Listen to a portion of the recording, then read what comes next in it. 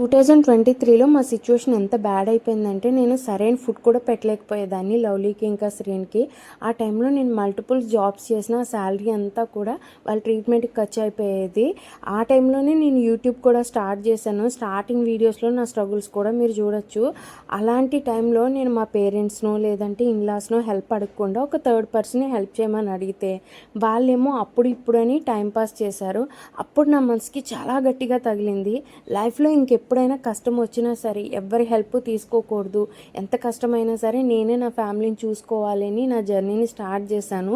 2025 year ఎండ్కి వచ్చేసరికి మా husband ఏం అడగలే, న్యూ ఇయర్ కదా అని ఆయనకు ఒక డ్రెస్ కొనడానికి షాపింగ్కి తీసుకెళ్తే అక్కడ ఆయనకి 2 డ్రెస్సెస్ నచ్చాయి. ఆలోచిస్తూ ఉంటే నేను చెప్పగలిగాను, నీకు నచ్చితే తీసుకో, నేను చూసుకుంటాను అని.